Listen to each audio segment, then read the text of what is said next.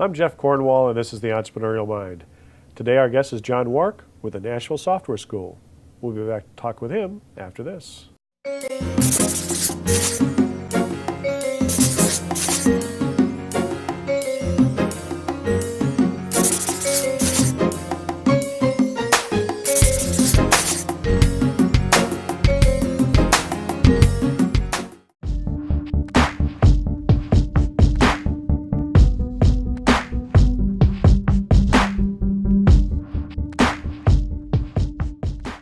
Welcome, John. Hi, Jeff. How are you? I'm doing good. Thanks for coming in today. So you and I go way back. We go way back before you came to Nashville, actually. That's right. We met in the blog sphere when we were a couple of nerds, the early pioneers blogging, and so you came to Nashville, and eventually you got involved with a real interesting startup here in town called the Nashville Software School. Talk about how that thing got birthed. I mean, what was the genesis of that thing? Well, Genesis is really an outgrowth of a whole series of conversations that a bunch of us had around really sort of the intersection of the startup space and the tech space, right? And that's sort of my background is living in both of those.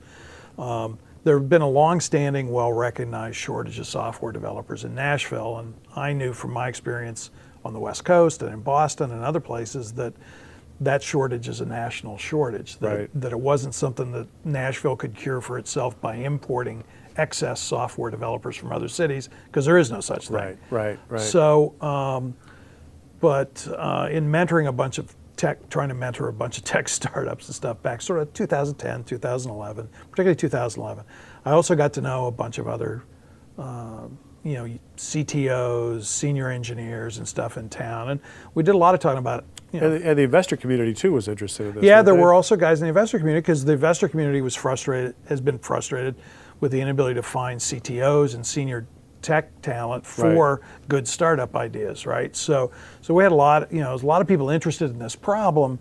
I knew from some of my experience that you grew new software developers. That computer science grads really aren't ready to instantly start cranking code. That good software developers are really grown on the job. It's more of a craft discipline.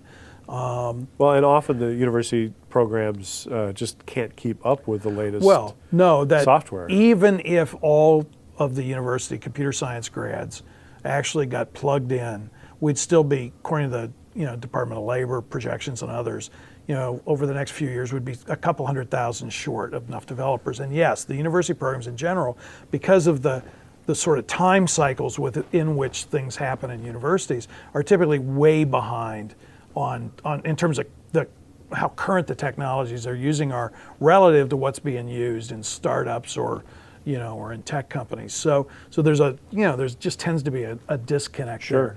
So we started looking at, I was involved in the Tech Council's workforce development effort. I knew kind of what was going on from trying to attack this problem, and I knew that just wait for the colleges and universities to solve the problem was never going to solve the problem. So we started in the second half of 2011. I got interested. It's like there's a market need.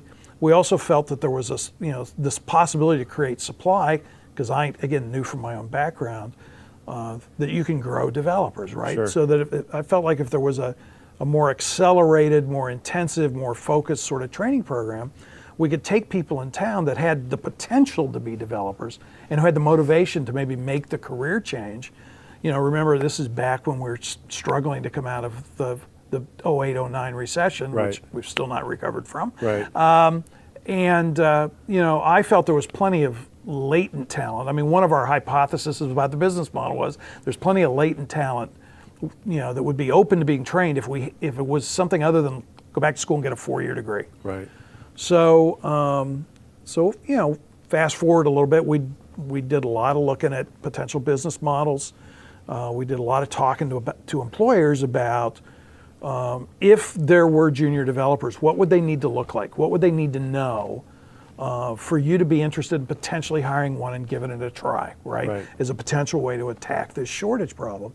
And we got 7 or 8 employers who worked with us on a curriculum, and felt like that we had at least the MVP of an idea. Right, right. So we decided to pilot it starting in June of 2012. So we sort of like April, May, put out the word through the grapevine, word of mouth, got applicants. We have 15 applicants that we signed you able up. to charge the first group for this? Well, one of the things that was unusual about I can imagine they're going to say, okay, how many of these people have you placed before? Well, we didn't actually even try to charge them, because one of the things that's a little unusual about our business model, one, we're a nonprofit. Right. So, we got started about the same time the whole coding boot camp, learn to code movement got really rolling in the U.S. in response to this same shortage issue. But we decided to take a little different path than most of the boot camps. So we were one of the first 7 or 8 coding boot camps to start in the country. We're the first nonprofit. And we're still one of only a very small handful of nonprofit coding boot camps in the country. We were also the first to have a 6-month curriculum instead of 3. Most of the programs are 3. Right. But that was a result of us talking to local employers about what's it going to take to hire, and it was clear that 3 months of training wasn't going to get the employers bought in. Sure. So we came up with a kind of an innovative, maybe a little risky model as sort of a response to what we were trying to do as a nonprofit. And that model was one where the students only paid a relatively small, essentially down payment on their tuition. So initially it was $1,000 out of a few $1,000 tuition. These days, today, we've just had a price increase, our first one. The down payment on this, what we call now the apprentice tuition model, is $1,500 against $11,900 tuition. So the student pays us that up front, and the rest of the tuition, they get a scholarship for a couple thousand of it, and the rest of it we only get paid back if they graduate and when they graduate, and if and when they become employed as a developer. If those 2 conditions are not met, we eat the balance of that tuition. So does the student owe the balance, or does the employer pay the balance? Yes. Okay, all right. Depending upon who hires them. We have some employer partner companies here in town, 15, 18, 20 employer partners in town who've agreed to, they have a formal agreement with us when they hire a graduate after they come out of the program. The employer will pay us a placement fee very similar to what they'd pay a recruiter. But probably a lot less, I would imagine. No, well, only in that they're on a junior developer salary. It's 20% of first year. Okay. So it is roughly equivalent to what people pay recruiters in town. Gotcha. When we receive that placement fee, we then forgive the student of their student loan debt. So the students had 6 months of full-time training. They're with us. It's their job, 5 days a week, 9 to 5 for 6 months. Students had 6 months of full-time training and the start on a new career for $1,000, now $1,500.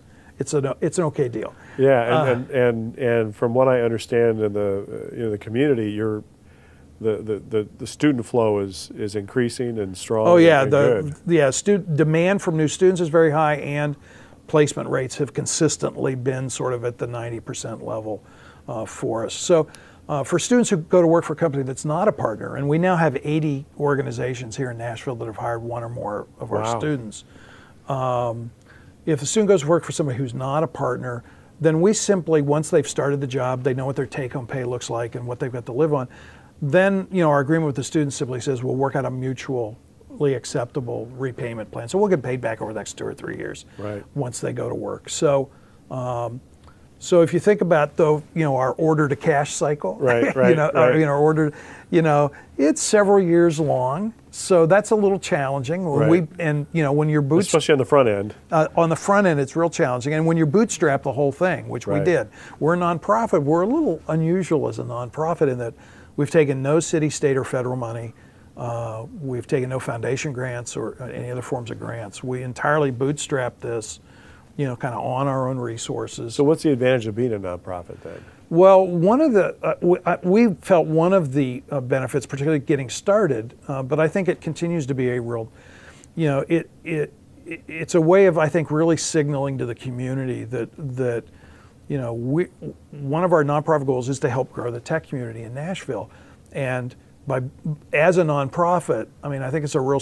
This isn't about growing my retirement plan. Right. This isn't about feeding some investors. We're truly a community resource, and we did that very consciously. We didn't want to have any barriers between our students and the tech community. We wanted existing developers to not feel there were barriers to or reasons why they shouldn't mentor and help our students. The Nashville tech community in general is the most welcoming tech community of all the places I've lived, and as you know, I've lived a bunch of places. You know, the Nashville And tech. that's really reflective of Nashville's culture, though, too. It is. It's a cultural thing. We're still Southern. Right. We're still a little small town, and I think the other thing is the developer community is really a piece of the broader creative community in Nashville. The creative community in Nashville, I think, culturally is very informed by the music community, which is the singer-songwriters, songwriters, you know, musicians, which is an intensely collaborative community with constant flows of fresh talent. And I think that culturally informs the rest of the creative community in Nashville. And so the tech community here has always been very welcoming of newbies. I mean, and we saw that when we started the school, that our students were welcome to the tech meetups and things like that, that the existing developers were willing to come and mentor our students, and that, you know, and our students sort of then absorb that and in turn come back to pay forward by mentoring new students. So, you know, we've sort of been able to create a little bit of a flywheel effect, I think, because students pick up on the fact that, you know, we've got these apprentice students. You know, we're trying to bring in underrepresented groups into development. Software development in the United States is dominated by white males and Asian males. Right. You know, part of our nonprofit goals are related to increasing the diversity of the developer Well, community. I know you've at least attempted to have some support from even people leaving the prison system, and we've had refugees. You know, we've worked with a couple of the refugee agencies in town. We've done a number of kinds of outreach things to bring in, you know, women, African Americans, Hispanics, other parts of the community that typically have not been broadly represented in the tech community, but yet where there is aptitude and a motivation to do this. So, you know, veterans as well. That's, you know, we had a goal when we started to be able to serve the veteran community. We've always had some veterans students. We've just been recently, in the last 3 months or so, approved to be able to accept GI Bill. Oh, wow, fabulous. And we're only about the fourth boot camp program in the whole United States, you know, that was approved for that. We're first in the Southeast. So so that allows us to even more so allow, you know, it allows veterans to use, you know, the GI Bill benefits that they have earned through service to the rest of us to get themselves started on you know, a high-paying, high-potential civilian career. So, you know, we're trying to do more and more to reach out to underrepresented groups, and, you know, where they've got the motivation and aptitude, find a way into a career in technology.